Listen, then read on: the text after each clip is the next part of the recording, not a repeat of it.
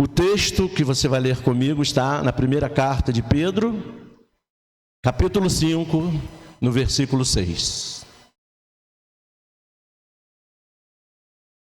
Quem achou, dá glória a Deus. Não sei como você chegou aqui nessa noite, não sei se muito animado, pouco animado ou até desanimado, mas Deus vai te animar nessa noite. 1 Pedro, capítulo 5, a partir do versículo 6, diz assim: Portanto, humilhem-se debaixo da poderosa mão de Deus, para que Ele, em tempo oportuno, os exalte. Lancem sobre Ele todas as suas ansiedades, porque Ele cuida de vocês. Sejam sóbrios e vigilantes.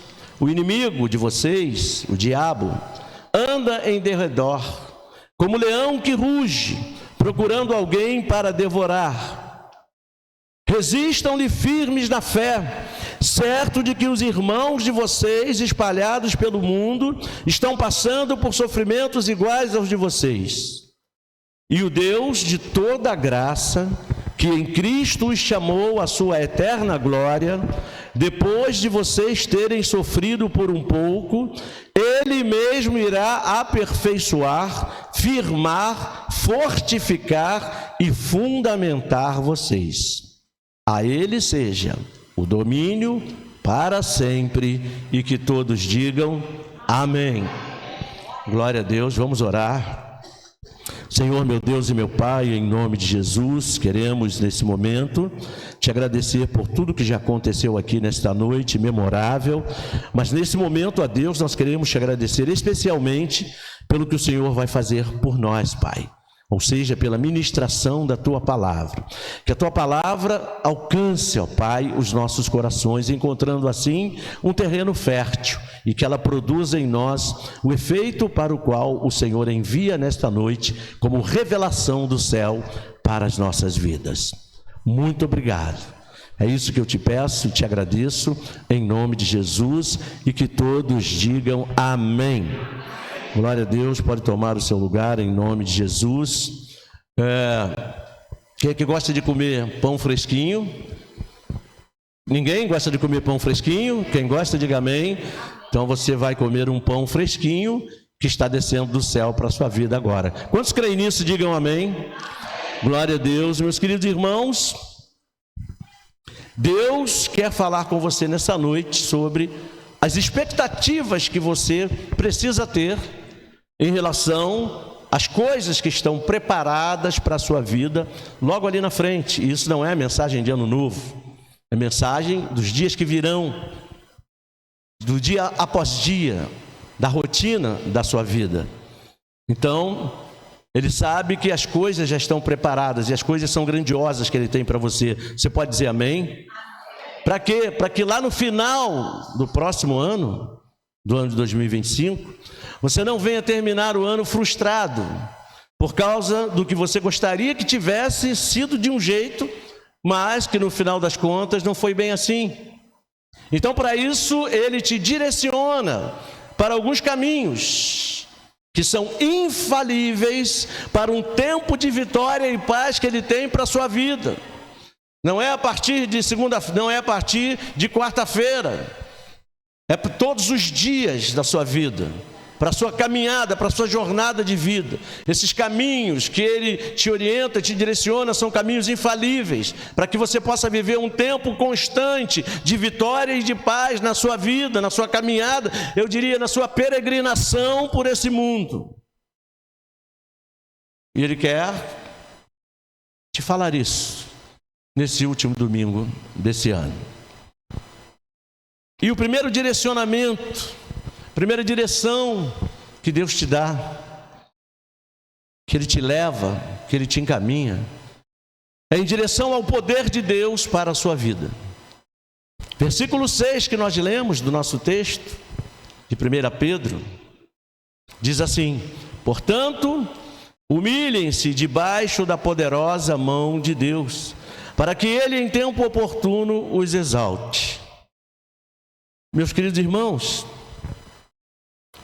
esse contexto aqui para as pessoas para as quais essa epístola foi escrita, especificamente, é claro, para toda a igreja, para todos nós, mas naquela ocasião, especificamente para a igreja da dispersão, ele foi escrito para pessoas que estavam passando por momentos difíceis, por momentos de complicação, por momentos que nenhum de nós gostaria de passar. Mas acontece que Deus é bom e fiel, diga amém. Então Deus, acima de tudo, além de ser bom e fiel, Ele é poderoso. Ele é o Todo-Poderoso. E isso é algo que você não pode esquecer nunca na sua vida. Deus é o Deus Todo-Poderoso. Deus é simplesmente o maior poder do universo. E quando você se esquece dessa verdade, acaba depositando a sua confiança na sua própria capacidade, acaba depositando a sua confiança na sua própria força e, consequentemente, acaba se esquecendo de suas próprias limitações humanas, achando que você vai conseguir resolver tudo. Não vai. Não vai. Quando a gente esquece de Deus, a gente está declarando com esse fato, com esse ato, com essa atitude de esquecer de Deus, a gente está esquecendo das nossas limitações, porque a gente está transferindo o poder de Deus para nós mesmos, e a gente acaba se autodenominando o Todo-Poderoso.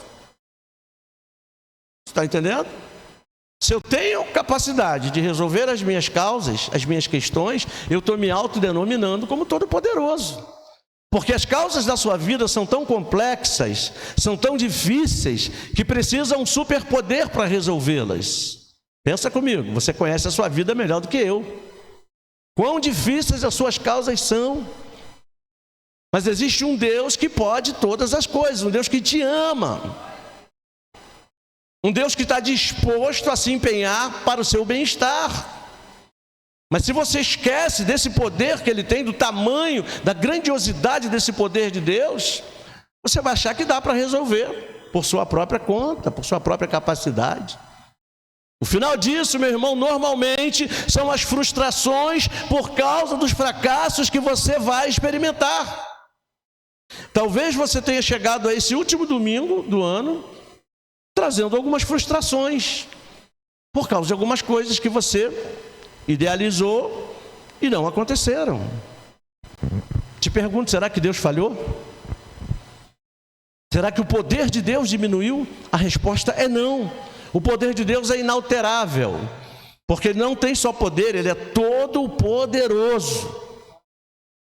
Então, veja bem, a primeira direção que Deus te oferece nessa noite é para que você reconheça o grande poder que Ele tem. O grande poder que Ele tem. E por mais que você reconheça isso, você ainda está longe de imaginar o quão grande esse poder é. Por exemplo, foi Ele quem criou o universo. E eu não sei se você tem noção do que compõe o universo. O universo é tudo que existe, tudo que existe. E quando eu falo tudo que existe, eu não estou me restringindo só ao planeta Terra. Eu estou me restringindo a tudo que há no universo, tudo que se move no universo, tudo que está estático no universo, tudo. Foi Ele que criou. Tem gente que pensa que Deus criou a Terra. Lá em Gênesis 1, no versículo 1, diz, no original hebraico, Bereshit bara Elohim. No princípio, Deus criou os céus e a terra. Quando ele diz os céus, está dizendo todos os céus, o céu do firmamento, o segundo céu e o terceiro céu, que é o céu dos céus. Você está entendendo? Não foi só, não está escrito lá, e no princípio Deus criou o planeta Terra. Não, o planeta Terra é uma centelha de tudo que Deus criou. Olha o poder desse Deus. Olha a dimensão desse poder. Ele não criou a Terra, Ele criou tudo que você possa imaginar que exista. Olha aí. E em relação à Terra, Ele criou a Terra e tudo que nela existe, tudo que nela se contém. Você pode dar um glória a Deus? Então, quando a gente parte da gênese desse poder, do princípio desse poder, nós passamos a ter a certeza e a convicção de que Ele é capaz de fazer qualquer coisa que seja preciso para trazer bênção para a sua vida. Não há limitação da parte de Deus. Isso envolve as coisas possíveis e as coisas que não são possíveis. Porque esse Deus é o Deus do impossível. Não precisa de matéria-prima, não precisa do homem, não precisa de nada para te abençoar. Você está entendendo? E Ele continua criando. Quando alguém chega para você e diz: o teu problema não tem saída, a tua luta não tem solução, Ele cria uma saída para você. Ele cria uma solução para você.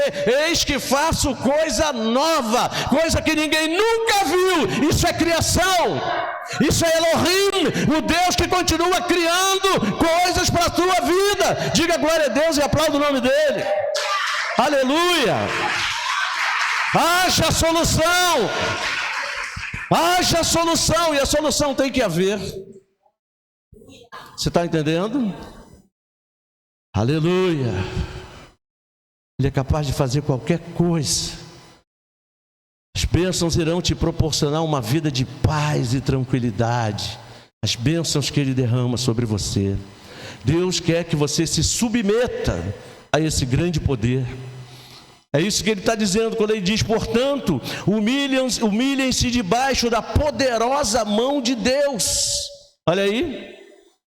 Humilhem-se debaixo da poderosa mão de Deus. O que isso quer dizer? Que humilhação é essa? É submissão. Deus quer que você se submeta a esse grande poder.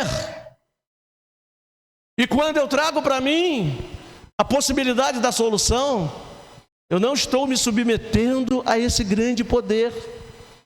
Eu estou me submetendo a mim mesmo, a minha própria condição, a minha própria capacidade. Mas Deus quer que você se humilhe a esse grande poder. Quando você alcança isso, Deus está exaltando você. É o que Ele diz aqui. Humilhe-se debaixo da poderosa mão de Deus, para que Ele, em tempo oportuno, os exalte. Isso é uma maneira de exaltar você. Quando você se submete a esse poder, Deus está te exaltando com a vitória, com a paz que Ele derrama sobre você. E Ele quer fazer isso todos os dias, não apenas finais de ano e começo de outro. Tem gente que pensa que mensagem de final de ano, mensagem de ano novo, é só para essa semana. Mensagem do último domingo do ano é só para esse último domingo. Não é, é para a sua vida inteira. Você está entendendo? É porque, infelizmente, normalmente é nessas épocas do ano que a pessoa está mais frustrada, mais decepcionada com a sua própria vida. E alguns até com o próprio Deus, porque acha que Deus diminuiu o poder e falhou. Mas não, Deus não falha, Deus é perfeito. Diga glória a Deus. Então, onde pode ser que houve uma falha? Faz uma análise de como você encarou isso, de como você viu o poder de Deus na sua vida. Você se humilhou debaixo dessa mão poderosa? Você se submeteu a isso, a esse poder? É uma coisa que você precisa se perguntar. Porque, meus irmãos, nós não podemos ser cristãos apenas de nome, apenas carregar essa identidade de cristão. Nós temos que ser de direito de fato. E para ser de direito de fato, eu tenho que me submeter ao poder que me salvou. Olha aí, o poder que me salvou. Eu te pergunto, que outro poder do universo poderia te salvar da morte eterna? Só o poder de Deus em Cristo Jesus. A Bíblia chega a dizer que em nenhum outro nome há salvação. Detalhe, olha aqui, olha a profundidade disso. A Bíblia chega a dizer que em nenhum outro nome há salvação no céu, na terra ou embaixo da terra. Ou seja, no universo não há salvação em nenhum outro nome, a não ser no nome de Jesus, pelo poder de Deus. Você está entendendo? Eu vou esperar a ciência avançar mais um pouco, vou fazer uma viagem a Marte ou a Júpiter, quem sabe lá eu encontro salvação. Não vai encontrar não, salvação só em Jesus. Em nenhum outro lugar do universo você vai encontrar salvação. A salvação já está aqui e você já recebeu. Diga glória a Deus e aplauda o nome dele mais uma vez. E isso foi o poder de Deus atuando na sua vida. Aleluia! Então Deus tem exaltado você sim, quando você se submete a esse poder. Ele quer fazer isso todos os dias e a vida chama essa pessoa de bendita. Então deixa Deus te bendizer, isso é exaltação. Não tem ninguém melhor para bendizer você. O que é bendizer? Falar bem de você. Não existe ninguém melhor para falar bem de você do que Deus, isso é exaltação. Você lembra Deus falando bem de Noé? Foi muito legal, Deus estava exaltando Noé, gente. E Noé se submetia à vontade de Deus, se submetia à poderosa mão de Deus. Deus mandou ele fazer o improvável, o absurdo aos olhos das pessoas. Deus mandou ele fazer e ele foi lá e se submeteu, humildemente fez a arca. Davi foi exaltado por Deus, porque ele resolveu obedecer a Deus, se submeter e fazer a vontade de Deus quando ninguém queria fazer. Quando a outra pessoa antes dele não quis mais fazer, Deus falou: é com esse aí, porque ele vai fazer toda a minha vontade, ou seja, ele vai se submeter à minha poderosa mão. O reinado de Davi foi poderoso. Está entendendo? E ele quer fazer isso contigo também. Então se submeta à poderosa mão de Deus e você vai ver o que ele vai fazer na sua vida. Lá no livro do profeta Jeremias, no capítulo 17, no versículo 7, a Bíblia diz assim: bendito é o homem que confia no Senhor, que confia no braço poderoso do Senhor, que confia na mão poderosa do Senhor. Esse é bendito, esse é aquele que se submete debaixo da poderosa mão de Deus, como está escrito aqui, como Deus está falando aqui, aquele que se humilha debaixo da poderosa mão de Deus, e Ele espera que nós sejamos esses. Porque que diferença isso vai fazer para Deus? Eu te pergunto, eu já falei isso aqui algumas vezes, que diferença isso vai fazer para Deus? Nenhuma, não vai fazer diferença nenhuma. Faria diferença se diminuísse o poder dele, se você não se submetesse. Fazia diferença se ele fosse deixar de ser Deus, mas isso jamais irá acontecer. Então a diferença é toda na nossa vida, porque nós somos os beneficiários do resultado dessa mão poderosa que está sobre nós. Foi essa mão que te salvou da morte eterna, foi essa mão que mudou a sua história, é essa mão que te sustenta, essa mão que te mantém de pé. Você está entendendo? Então quem é o beneficiário dessa poderosa mão? Sou eu, por isso que ele me chama de bendito, de bem falado, porque quando eu me submeto ele fala bem de mim. Olha lá o meu servo Jó. Lembra? Olha lá o meu servo Jó. Ele quer dizer isso para você. Olha lá minha serva fulana, meu servo ciclano, meu servo beltrano. Você pode aplaudir o nome dele, porque ele fala bem de você quando você se submete. Aleluia. Aleluia. Segunda direção que ele te dá: uma vida vitoriosa e de paz nessa noite. Está no versículo 7. É a direção ao cuidado de Deus com a sua vida. Versículo 7 diz assim: lancem sobre ele todas as suas ansiedades, porque ele cuida de vocês. E se você prestou bem atenção, ele está dando essas direções para pessoas que estavam vivendo uma vida bem complicada e que estavam prestes a desistir do caminho. E aí Deus manda essas orientações. Então veja bem, a direção ao cuidado de Deus com a sua vida. Deus sabe muito bem que uma vida de ansiedade não vai te levar a desfrutar de paz em nenhum momento. Eu não vou nem perguntar quem aqui é ansioso. Quem aqui tem vivido ansiedade na sua vida, tem experimentado ansiedade na sua vida? Não vou perguntar, porque vai ter gente que eu sei que vai ficar com vergonha de responder. Outros, aqueles mais rude face, vão até responder, mas outros vão ficar com vergonha. Você está entendendo? Então, eu não vou nem perguntar, porque eu sei que todos nós passamos por momentos assim. Só que alguns permanecem assim por um longo tempo, e isso atrapalha. Como é que uma pessoa ansiosa, e você sabe muito bem o que é ser uma pessoa ansiosa, porque você já esteve assim, eu também. A gente sabe muito bem o que é estar ansioso. Você conseguiu ter paz quando estava ansioso? Você conseguiu vitória quando estava ansioso? Não. E Deus sabe disso melhor do que nós. Ele sabe que ela vai te levar a um estado de incertezas e medos, porque é isso que a ansiedade gera, e consequentemente a um espírito perturbado. Quantas vezes você já botou a mão na sua cabeça santa e disse: minha cabeça está perturbada, eu estou perturbado,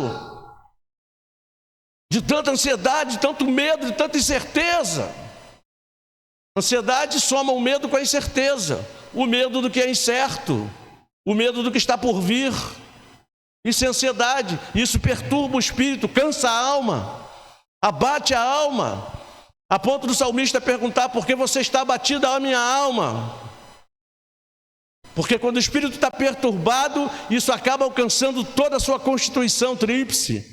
Perturba o teu espírito, desaquieta a tua alma e se somatiza no seu corpo. Você sente no corpo. Está entendendo? Os efeitos da ansiedade. E Deus sabe que isso não vai te levar a lugar nenhum. Não vai trazer vitória e não vai trazer paz para você.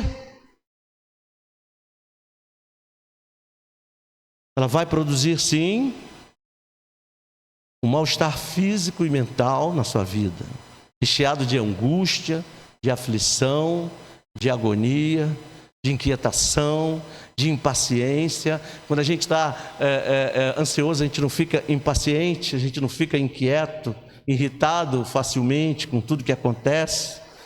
Então, meus queridos irmãos, essas coisas só vão te causar danos, e às vezes danos irreversíveis.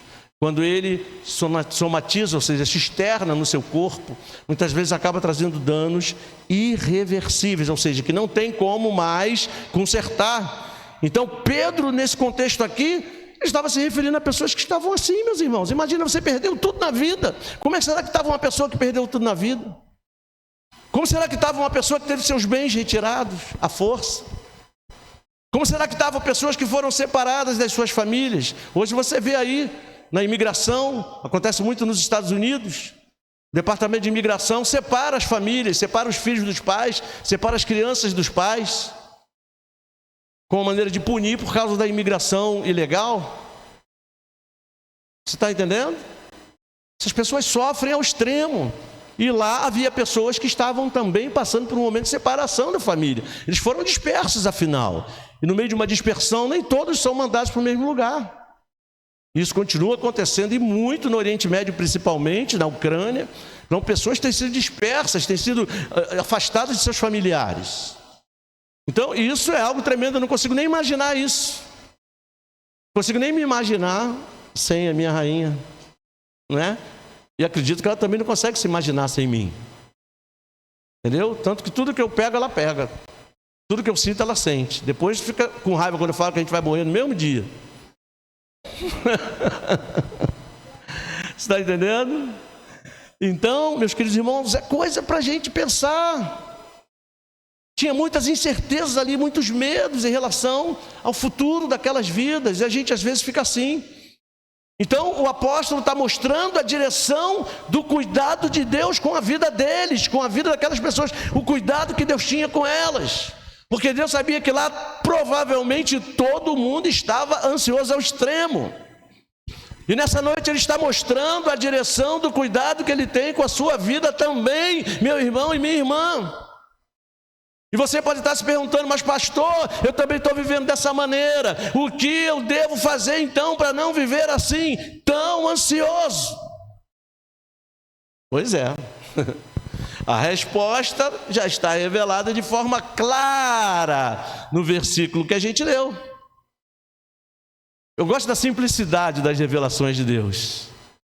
Tem gente que vive por aí sobressaltada: ai, Deus não me revela nada, preciso de uma profetisa, de um profeta, para saber o que Deus me revela. A revelação de Deus é clara, é simples, está expressa de forma clara na palavra.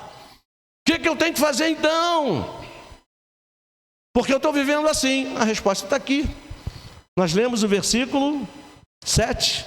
Lancem sobre ele todas as suas ansiedades, porque ele cuida de vocês. Que revelação legal, né? Que revelação legal. Acho que mais claro do que isso, né? Mais claro do que isso é complicado. Lance sobre Jesus todas as suas ansiedades, porque Ele cuida de você. Diga glória a Deus. Você pode dizer obrigado, Jesus, e aplaudir o nome dEle? Pois é. Pois é. Agora vamos lá. O que é lançar? Você tem ideia do que é lançar? Pois é, tem gente que pode pensar que lançar é lançar um produto. Tudo bem, uma maneira de lançar alguma coisa. E é lançar uma pedra e coisas desse tipo. Mas eu digo para você, lançar é você projetar alguma coisa. Projetar alguma coisa num espaço de tempo, olha só, hein? Visando atingir um alvo. Olha aí, é você lançar alguma coisa dentro de um espaço de tempo para atingir um alvo. Essa é a finalidade de lançar, do lançamento de alguma coisa. Então, sendo assim, aqui no nosso caso, é a mesma coisa que dizer, projetar as coisas que te faz ficar ansioso ou ansiosa através do espaço de tempo que é a sua vida, visando atingir o nosso alvo, que é Jesus, que é o alvo principal da sua fé. Diga glória a Deus e aplauda o nome dele mais uma vez.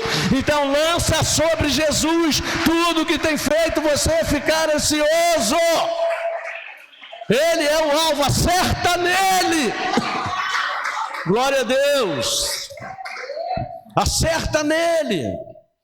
Você não, talvez você já tenha visto em alguns filmes o lanceiro. Vamos falar do lanceiro, que a gente está falando de lançar. Isso também acontece com o flecheiro, com o atirador, com todos os outros que almejam atingir algum alvo. Mas vamos falar do lanceiro, que a gente está falando de lança. Ninguém projeta uma lança por obra do acaso.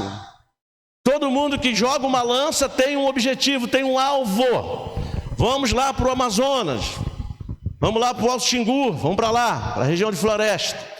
O índio fabrica uma lança, qual é o objetivo principal dele? Acertar o peixe. O alvo dele é o peixe no rio, para se alimentar. O peixe ou qualquer outro animal que sirva de caça, que sirva de alimento.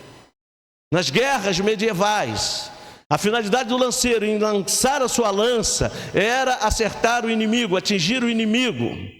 Então ninguém lançava uma lança sem que houvesse um alvo. Você está entendendo? Então quando ele diz lança a tua ansiedade, ele está dizendo lança tudo que te deixa assim em Jesus. Tem que acertar essa lança em Jesus. Porque essa lança são as suas dificuldades, essa lança são as suas lutas. E quando você lança sobre Jesus e acerta, já não te pertence mais, já não são mais seus, ele pegou. Isso não vai machucar Jesus, isso não vai ferir Jesus, isso vai fazer com que Jesus passe a se responsabilizar daquelas situações, daquelas dificuldades, como se fossem deles, e sendo deles, já estão resolvidas, porque ele venceu tudo. Você está entendendo o que ele está falando para você?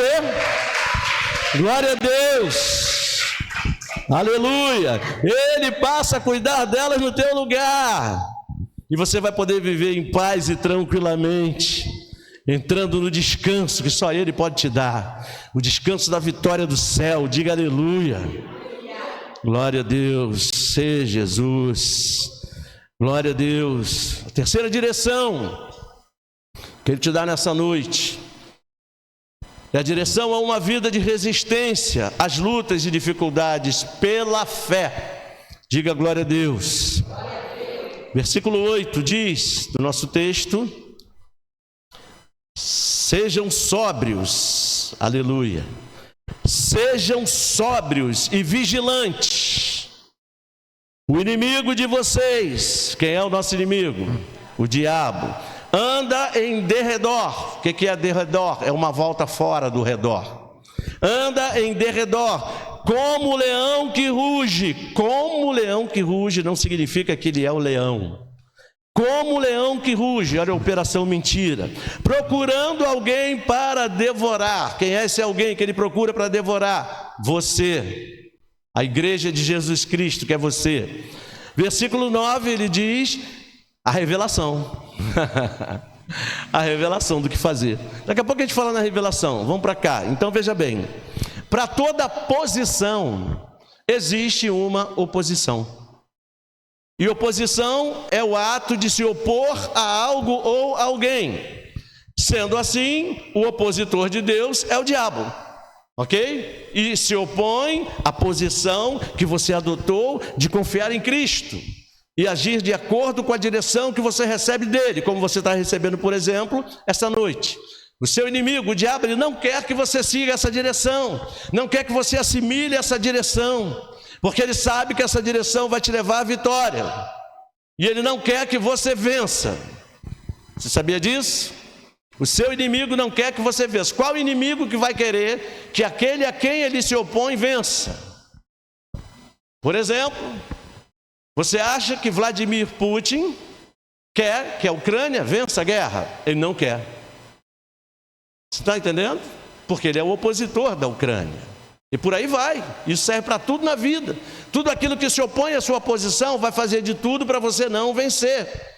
Então, se o inimigo se opõe a tudo que Deus faz, ele vai fazer de tudo para que Deus não faça bem a você. Se o inimigo se opõe à sua vitória, ele vai se opor a tudo, fazer tudo que for contrário, para que você não vença a vitória que Deus tem para você, para que você não tome posse dela, porque ela já foi decretada. Esse é o papel do opositor. Você está entendendo? E para isso o inimigo fica espreitando você, não tenha dúvida disso. Não tenha dúvida disso. O inimigo fica espreitando você o tempo todo. É por isso que o guarda de Israel não dorme. Por isso que o Senhor não dorme. Por quê? Porque o seu inimigo, infelizmente, o seu segundo maior inimigo é um anjo. O primeiro é um ser humano, é a sua própria natureza humana, né? Mas o segundo é o diabo, e o diabo é um anjo, e anjo não dorme, anjo não precisa dormir.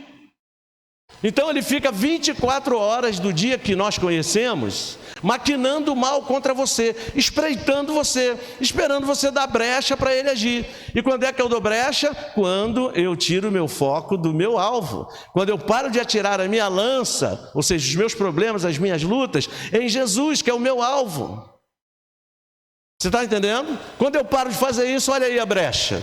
E aí o que ele faz na brecha? Ele começa a agir na brecha. Aí vem aquelas coisas que você sabe que não deve falar e fala. Eu não sou capaz, eu não posso, eu não consigo, eu sou um derrotado, eu sou um frustrado, eu tô inquieto, eu não estou me sentindo em condições. E aí ele entra nessas brechas. É mesmo, você não tem condição não. E quem é você? Você não é digno. Olha quanta condenação você tem. Olha aí. Pegou a brecha, meu irmão. E aí daqui a pouco você está caindo na cilada dele, está caindo no laço dele. Ele fica espreitando. Se você não der brecha, ele não pode fazer nada, ele só pode espreitar. Espreitar não quer dizer nada, espreitar quer dizer tomar conta. É igual o olheiro quando está espreitando, ele só olha, fica tomando conta. Isso tem um nome, eu esqueci o nome, nas investigações. Campanha, só fica de campana. Só pode ficar de campana, tomando conta para ver o que a pessoa suspeita está fazendo. Ele é assim, só pode ficar te espreitando. Se o suspeito não fizer nada de errado, a campana vai por água abaixo. É a mesma coisa a espreita do inimigo. Se você não der brecha, a espreita dele vai ser frustrada. É ele quem vai se frustrar. Mas você precisa entender que o guarda de Israel não dorme. Para quê? Para que você não caia na espreita do Satanás, do inimigo da tua alma. Se ele não dorme, o guarda de Israel também não dorme. E o guarda de Israel é quem te guarda. Glória a Deus. É o guarda de Israel que te guarda. E esse não dorme nem toscaneja. O guarda de Israel não dorme, diz a palavra do Senhor. É ele quem te guarda as 24 horas do dia. Aleluia. Glória a Deus. Aleluia. Então ele fica procurando uma brecha para usar de toda a sua astúcia, através da operação engano, para tentar te impedir de desfrutar do melhor de Deus para a sua vida. É isso que ele não quer que aconteça. Não é muito gostoso quando você desfruta o bom de Deus? Quantos aqui têm desfrutado o bom de Deus? Digam aleluia. Não é gostoso quando você desfruta o bom de Deus? E Ele quer que você desfrute a coisa boa que Deus tem, que é boa, agradável e perfeita para a sua vida. Ele não quer, definitivamente Ele não quer. Então Ele vai fazer tudo para tentar te impedir de desfrutar o melhor de Deus, principalmente da paz e da vitória que só Jesus pode te dar. E Ele não só pode, mas também quer te dar. Então você deve estar se perguntando: mas pastor, como é que eu posso lidar com isso? Eu estou enfrentando a espreita do inimigo. Parece que eu posso sentir o inimigo me espreitando. E às vezes você até sente mesmo, sabia? Porque às vezes ele dá sinais. Por que o texto ali disse que você... Desculpa, esse mesmo versículo que a gente está lendo agora, diz que você tem que estar sóbrio e vigilante. Sabe o que quer dizer estar sóbrio? Isso no mundo dos dependentes químicos e alcoólicos, significa dizer estar na cara de pau, estar limpo. Por isso é que você precisa estar limpo, você está sóbrio. E isso fala de sobriedade espiritual. Não está contaminado espiritualmente, não está cheio de sentimento no coração que vai ofuscar a sua visão espiritual, que vai roubar a sua sobriedade espiritual, como por exemplo rancor, inveja, ódio e coisas desse tipo. Isso não pode estar no seu coração, porque você, com isso no coração, isso vai tapar a tua visão, e você não vai conseguir enxergar a glória de Deus, você não vai conseguir enxergar as investidas do inimigo. Os sinais que o inimigo deixa, os rastros, vamos usar esse termo que fica mais fácil, os rastros que o inimigo deixa, né, de que está investindo na sua vida, você não vai conseguir identificar, porque a sua visão está ofuscada, e você está entrando no oba-oba do inimigo, crente que está abafando, olha aí, e ele te arrastando para o fundo do poço, de novo, no lugar onde você já teve que Jesus te tirou, e ele está te arrastando para o fundo do poço e você está dando risada. Sabe de quem você está dando risada? De você mesmo. Você está rindo da sua própria desgraça, porque ela está logo ali na frente, se você não mudar o rumo da sua vida. Está entendendo? Se você não se voltar de novo para o teu Salvador, foi Ele que te salvou, não foi Ele. Foi Ele que te tirou do buraco, não foi Ele. E Ele é o principal interessado em arrastar você outra vez. Então seja sóbrio e vigilante. É isso que o texto disse aqui, vou ler de novo para você, ó. Versículo 8, primeira coisa que ele diz: sejam sóbrios e vigilantes. Esteja sóbrio para você poder vigiar. Você já viu um vigilante que não está sóbrio? Você já viu um soldado no quartel? Quem aqui já serviu ou serve as Forças Armadas sabe disso. O soldado está de serviço, no quarto de hora de folga dele, foi lá na rua com umas dois, encheu a cara, ou fumou um negócio, e voltou para tirar o quarto de hora seguinte. O que você acha que vai acontecer naquele quarto de hora? Ele vai estar em condição de vigiar o posto dele? Não. Por quê? Porque ele não está sóbrio, ele não está puro. Como é que ele vai vigiar? Está entendendo? Mesma coisa é a nossa vida. Se a gente não estiver espiritualmente sóbrio, como é que a gente vai vigiar? Então ele disse: seja sóbrio e vigilante.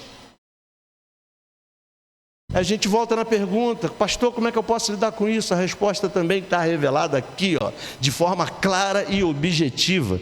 Vamos ler o versículo 9, que diz assim: como é que eu faço? Resistam-lhe firmes na fé. Olha aí, resistam-lhe firmes na fé. Viu como Deus não esconde nada de você? Eu não sei o que fazer, sabe sim, está revelado aí. Resistam-lhe firmes na fé, certo de que os irmãos de vocês espalhados pelo mundo estão passando por sofrimentos iguais aos de vocês.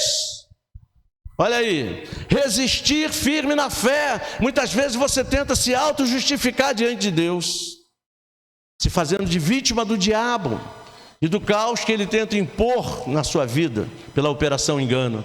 Porque isso ele faz o tempo todo, enganar as pessoas. Ele é o pai do engano. E isso não agrada a Deus quando você tenta se auto-justificar. O que impressiona e move o coração de Deus é quando você, apesar do caos que você está vivendo, resiste firme na fé, não arredando o pé da sua decisão de crer piamente que Ele está no total controle da sua vida. E que você tem absoluta convicção de que nele você já tem a vitória em nome de Jesus. Então não tente se auto-justificar: Deus, a culpa é do diabo, Deus foi o diabo, Deus foi fulano, Deus foi ciclano. Não, olha para você e resiste firme na fé. Está entendendo? Você tem um autor e consumador da fé, em quem você pode resistir. A sua fé não é fé na fé, a sua fé não é fé no seu braço, a sua fé é na poderosa mão de Deus, através de Jesus Cristo. Diga glória a Deus. Jesus Cristo é a sua vitória, Ele venceu todas as coisas para você. Diga glória a Deus. Aleluia. Sempre lembrando que você não está sozinho. Muito pelo contrário, existem muitas outras pessoas no mundo passando pelas mesmas dificuldades que você, talvez por dificuldades até piores, e que se elas tiverem a mesma postura que você, também irão vencer. Diga aleluia, porque Jesus não venceu só para você, Jesus venceu para todo aquele que crê. Todo aquele que crê em Jesus está apto a tomar posse da sua vitória e da sua paz. Você não está sozinho nessa empreitada, você não está sozinho nas lutas da vida, porque se for assim a gente vai querer se fazer de coitadinho sempre. Você não é coitadinho, você é mais que vencedor. Você não é estranho para Deus, você é filho, você é da família, é herdeiro de Deus, junto com Jesus Cristo. Se Jesus venceu, a vitória também é sua. Glória a Deus. Quando Elias disse isso para Deus, ele teve que ouvir isso, ó. Elias, além de você tem mais 7.000 que não perderam a fé em mim e continuam acreditando no meu poder, na minha fidelidade, no meu amor, na minha glória e na minha graça. E você precisa fazer parte dessa lista, meu irmão, dos que não vão perder a fé em Jesus. Você foi justificado por Ele, e o justo tem que viver pela fé. Não abra mão da sua fé. Você chamou para viver pela fé, você foi chamado para viver pela fé, Ele te chamou para viver pela fé, e quem vive pela fé vence. Está entendendo? Porque essa é a vitória que vence o mundo, é a nossa fé em Cristo Jesus, diz o Senhor. Você pode declarar comigo: Jesus Cristo é a minha vitória, é nisso que eu creio, e eu não abro mão da minha fé. Aplaudo o nome dele mais uma vez. Glória a Deus.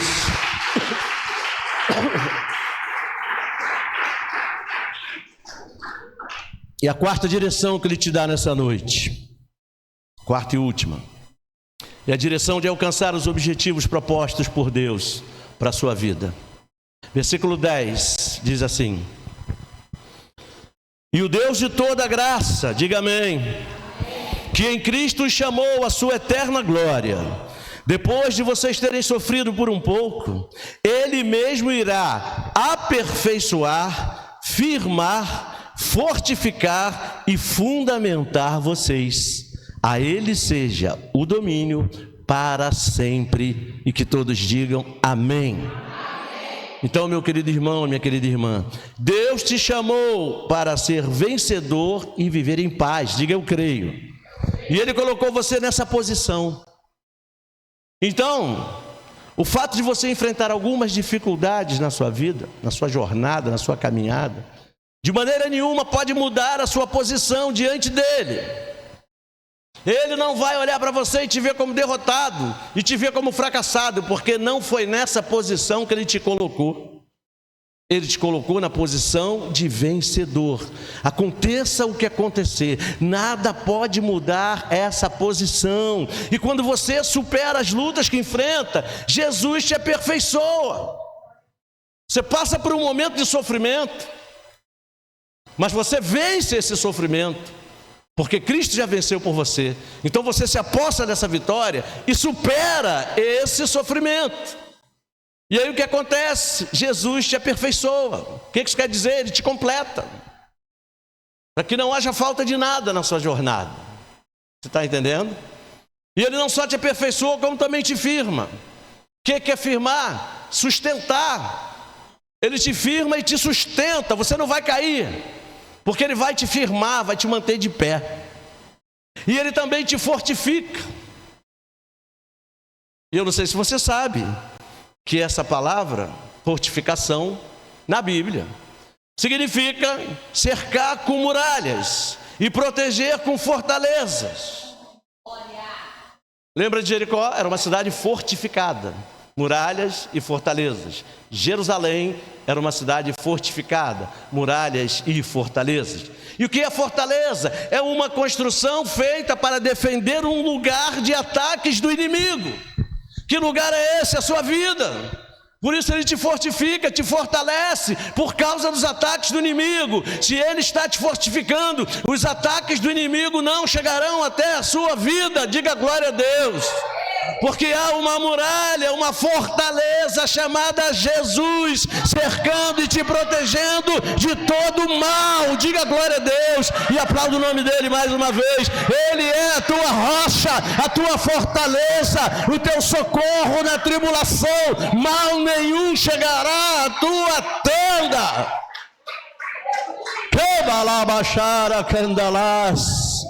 Aleluia.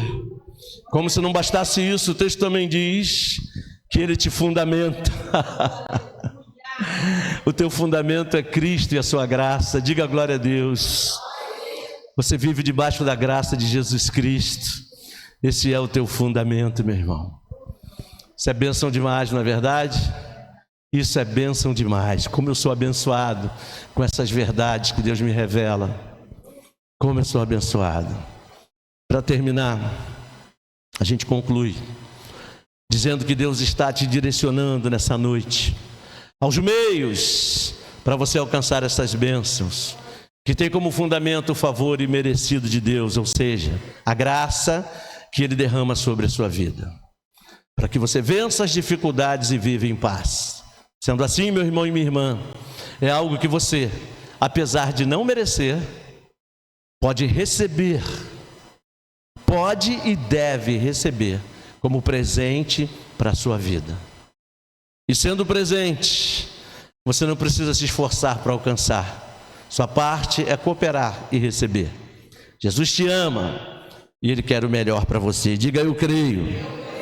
Então que Jesus te abençoe com direção poderosa em todas as áreas da sua vida, e que você possa saciar a sede de direção na única fonte confiável. Esta fonte se chama Jesus. Beba dessa fonte e você nunca mais terá a sede de ter uma vida vitoriosa, saudável e cheia da paz de Cristo. Essa paz que excede todo o entendimento humano. Toma posse dessa bênção, toma posse dessa direção, toma posse dessa vitória. E que Jesus te abençoe. Aplauda o nome dele e fique de pé. Cadê os músicos? Vamos louvar a Deus. E logo depois eu vou estar orando pela sua vida. Glória a Deus. Vamos aplaudir de novo.